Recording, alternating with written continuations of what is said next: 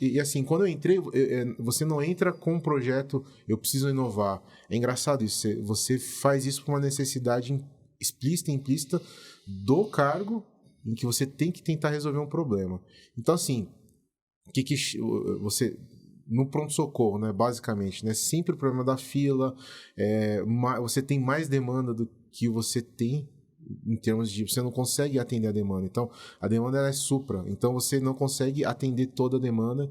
Então, o que você consegue... Isso requer uma otimização de tudo. É otimização de tudo. Classicamente, você vai... E aí, o grande gestor, ele vai sempre... Se você for fazer aquilo que sempre é feito, você vai falar assim, eu preciso de mais residentes, mais macas, mais médicos, mais tudo, para suprimir a demanda. Mas a conta é finita, quer dizer, os recursos são finitos.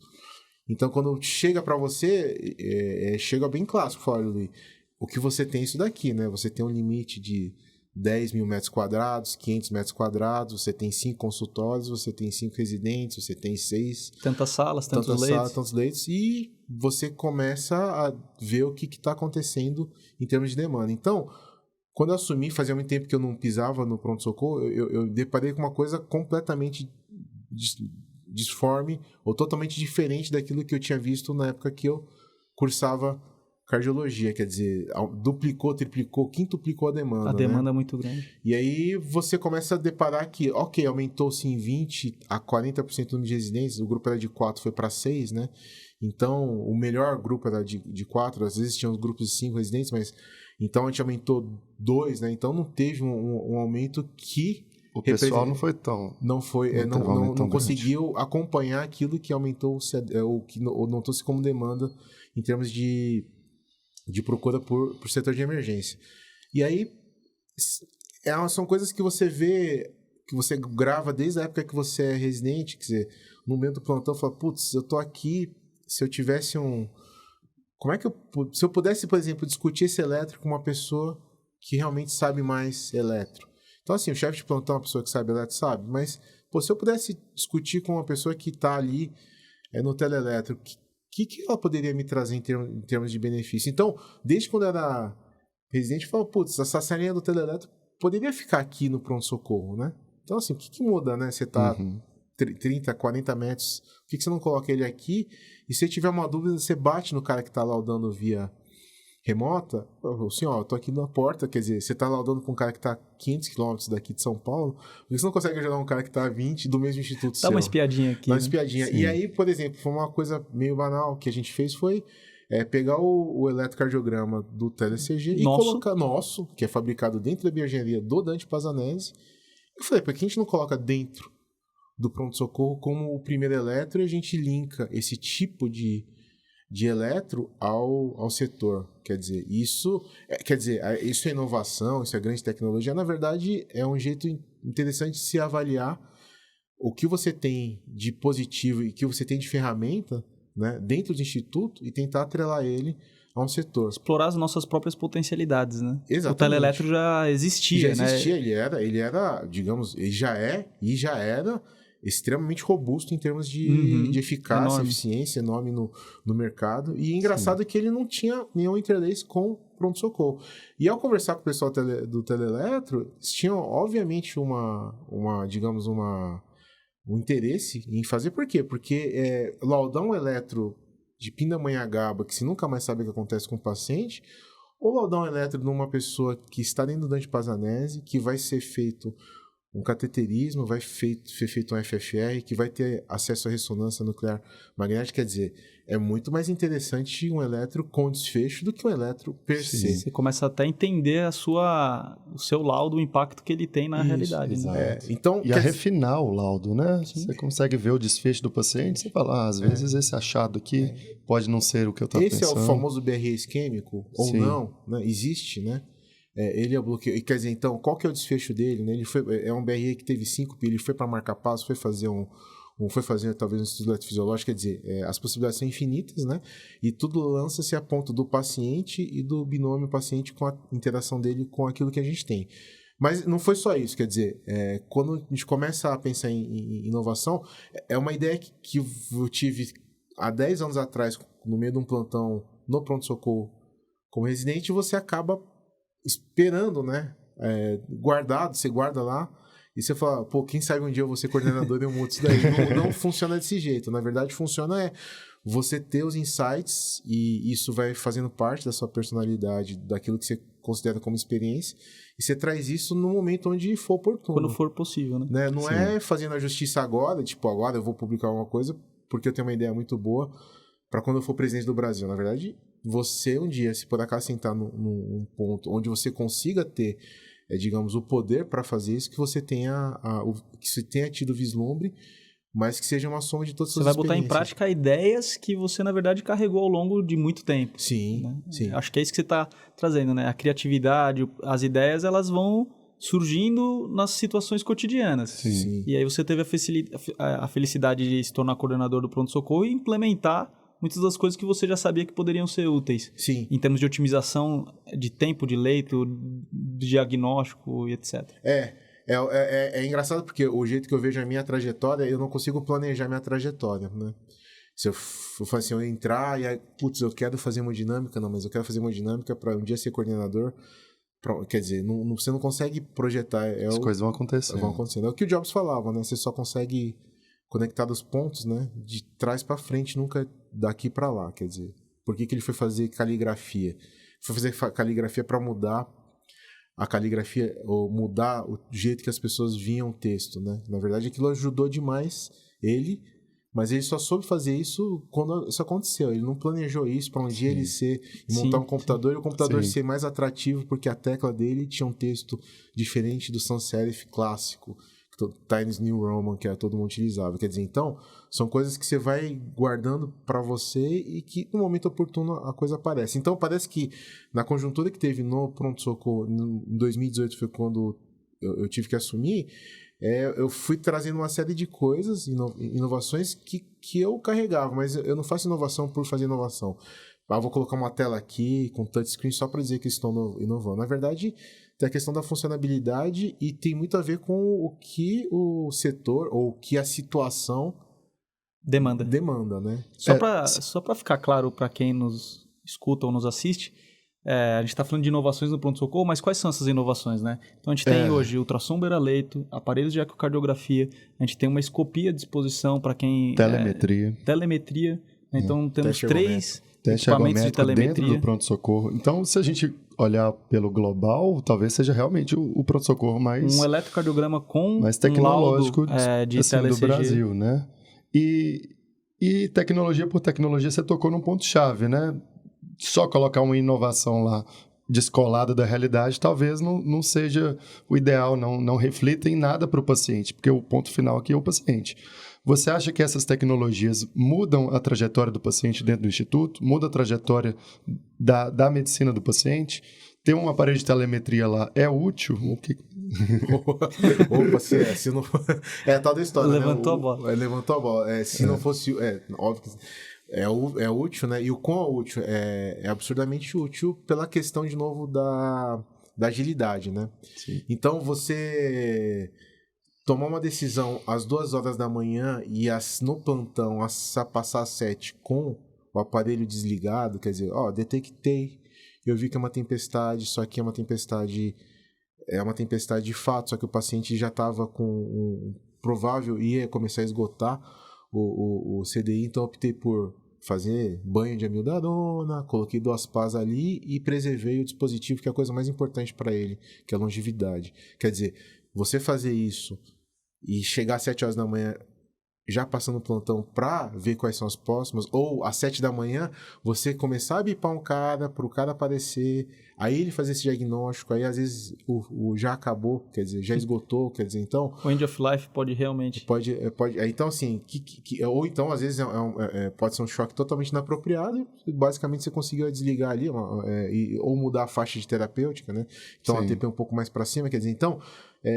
o que é importante, não em relação só à telemetria, mas a questão é você é o que a gente vê, o quanto que a gestão ela tá mais eficiente com mais rápido você toma as condutas e com mais rápido você consegue se aproximar do paciente. Então, tudo que você puder colocar de armamento perto do médico, mas qual que é o detalhe chance da questão? É você conseguir fazer ele ser treinado para tal. Então eu faço sempre, toda vez que eu passo visita, eu sempre uso a mesma frase, né? É o cinturão do Batman, né? Então você tem o bumerangue que lança fio, o que lança gás, o que bate e volta e solta solta um monte de coisa, e você tem o PM com cacetete que só sabe usar aquilo lá. Então assim, se você não sabe utilizar bem, você provavelmente vai jogar isso na meio da sua testa. Por quê? Porque você só vai utilizar só como ferramenta. Porque, hoje é legal esse aqui, eu vou testar aqui com esse spray. Não, se você não sabe como utiliza, qual que é a distância, para que serve esse tipo, qual que é o tipo de embate que ele favorece, você vai se atrapalhar. Então, o chance da questão não é só colocar, né? Então, de novo, inovar por inovar não tem a ver com colocar coisas como novidade. Inovar lembra novidade, né? Sou novidadeiro. Não, na verdade é você trazer, né, de fato, a máquina por entre aspas, especialista. Então, qual que foi a questão? Então, vamos colocar assim, a gente está colocando telemetria, mas vamos colocar qual que foi a virada em relação ao point of care ultrassom. O eletro, na verdade, eu trouxe uma pessoa que sabe muito e a máquina. Então, já existe a pessoa que estuda, que está laudando lá, e que é outra especialista em eletrocardiografia, para perto do paciente e do problema, né? É o binômio paciente-problema com interação. Já o ecocardiograma, a gente tem a questão que o ecocardiograma é do especialista da área de atuação de ecocardiografia, mas o que a gente queria é a imagem FAST, né, point of care, para perto do paciente. Então, a briga, na verdade, a luta inicial foi primeiro para lutar pelo aparelho. Depois, a questão todo mundo assim, fala, né, você tem uma boa ideia, não é necessariamente tão importante quanto você saber implementar ela. Então, qual que foi o chance? É você conseguir fazer com que todo mundo se apaixonasse e tentasse entender e utilizasse a máquina de ferramenta. Então, eu tinha uma camada de médicos da minha idade, como plantonistas, uma nova camada de pessoas que tinham recém-formados, estavam com 2, 3, até 5 anos, né? Acho que colocaria você, quando você começou também, quer dizer, já tem um certo bagagem, não é recém aquele cru. Sim. E tinha o pessoal que era R1, R2, ou R3, R4, que a gente considera, né? R1, R2 de cardiologia. Então, como é que eu consigo fazer? Porque se eu... É uma questão que onde a ordem dos fatores ela altera completamente o produto. Então, a gente lembrando aquela... Eu lembro sempre, eu falo da frase clássica, né? A bomba infinita de Tesla, né? Aquela... Como é que eu faço uma coisa que se auto-reprocesse, se auto-retroalimente, né? Então, eu falei, eu acho que vou tentar mirar, né? Aí é uma questão meio... É sempre intuitiva, não é tão planejado do jeito que a gente acha que é, né? Lembra um pouco... Assim, quem gosta de ouvir jazz, né? Fala assim, às vezes você precisa realmente improvisar, porque na hora do improviso, na hora que você tá mais apertado, é a hora que sai, talvez... A genialidade. A genialidade, na verdade, você fala assim, aquilo é o mais puro que eu poderia pensar. Não é... Ela tem, obviamente, você não consegue ponderar demais. Você tem que soltar alguma coisa. Então eu falei assim, eu vou ter que mirar no R2. Então eu mirei assim, vou mirar no R2, por quê?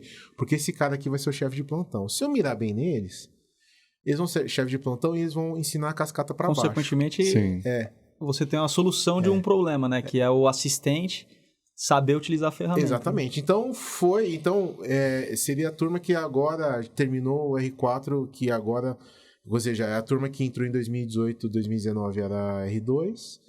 E, por exemplo, a turma do Ítalo, que já era R2, eu também fiz um treinamento, então foi bem interessante. Falou, então vamos lá, chamamos todo mundo que era novo, que estava entrando, pegamos os velhos, juntou toda uma sala e falou assim, cara, vamos lá, entendeu? Chamamos o Diandro, falou, Diandro, você vai ter que o Tito, falou, não, vamos lá, vocês vão ter que... Você está citando aí alguns chefes de plantão que já tinham experiência. Isso, que são ecocardiografistas. Já são ecocardiografistas. Chefe de plantão e falou assim, vocês vão ter que replicar. E replicadores, aí, assim, e não é para uma ou duas pessoas, né? Eles foram replicadores para uma turma, quase. Sim. A questão do point of care. Sim. E isso acabou trazendo... É engraçado que acabou trazendo uma solução... E para os residentes mais novos, aí eu vou me colocar já na leva um pouquinho mais antiga, porque a minha formação não passou por essa nova gestão. Para eles é muito natural, né? Sim. Parece que tudo foi sempre muito foi simples, assim, né? Foi muito fácil, mas É gostoso de ouvir o Lui trazer todo esse raciocínio, todo esse pensamento que ele teve para fazer o que é hoje o pronto-socorro do Dante. E eu queria explorar esse lado do ultrassom point of care, porque parece que isso é uma tendência mundial, né? A literatura, a gente tem muita coisa sendo escrita sobre isso. Isso está mudando a forma que o médico, em geral, mas talvez principalmente o cardiologista ou emergencista, eles veem o paciente, eles examinam o paciente, né? Se tornou um braço do exame físico. Sim. Então, isso que o Lui está fazendo, essa modernização, possivelmente no futuro vai ser o dia a dia, o essencial. O básico. Né? O básico, né, Lui? A tendência é que seja. Né? A tendência. O Brown, ele publicou, né, um artigo bem famoso que é o quinto pilar, né? Que é Insonation, né, o quinto pilar do exame físico, né? Então tinha ausculta, tinha palpação, tinha retirada da anamnese. E assim, a questão que eu acho que eu vejo, eu como geração, né, eu nasci em 79, quer dizer, eu peguei análogo digital e eu tô pegando essa segunda virada, quer dizer, eu fui treinado na base da anamnese, né, então na verdade, eu sou o analfabeto, né, e que quer que o filho seja um pós-graduado, quer dizer, eu não tive esse treinamento, né, não tive, né, mas meu sonho é que meus filhos no Dante, né, que são vocês no final das contas, são pessoas mais jovens, que já são quase 1 para 2 gerações abaixo, já dão quase 10 anos de diferença, então tivessem acesso a essa coisa que eu não tive, quer dizer, então porque eu não tive não significa que eu não gostaria de outros beneficiassem, e beneficiar, na verdade, tem uma questão de beneficiar, eu só estou querendo ensinar o residente, não, na verdade eu quero que uma pessoa seja bem tratada, que trate uma outra pessoa, quer dizer, é uma corrente do bem, né? Se eu ensinar bem, eu der tudo aquilo que é uma questão, não é tratar como se fosse um bebê, né? Então, assim, eu preciso tratar o residente sem frustrações, né? Dormindo a noite toda, não, ele vai ter que sentir dor, mas ele tem que se sentir dor, mas ele tem que se sentir que ele tem, entre aspas, amparo tecnológico, que infelizmente frustrações e a medicina não é bonita todos os dias, mas que você tem ferramentas que possam fazer aquilo que há de máximo para o paciente. E para ele tentar replicar isso aqui, né, e que o paciente seja beneficiado. Quer dizer, então, na verdade, poucas coisas são tão frutíferas quanto o que a gente faz aqui, que é, eu consigo tratar bem um paciente, salvar uma vida, e eu consigo ensinar uma pessoa a ser um médico melhor. Quer dizer, em que momento que um ato só, né, você consegue fazer 2 coisas, né? Eu consigo fazer uma pessoa ficar melhor e eu consigo fazer uma outra pessoa...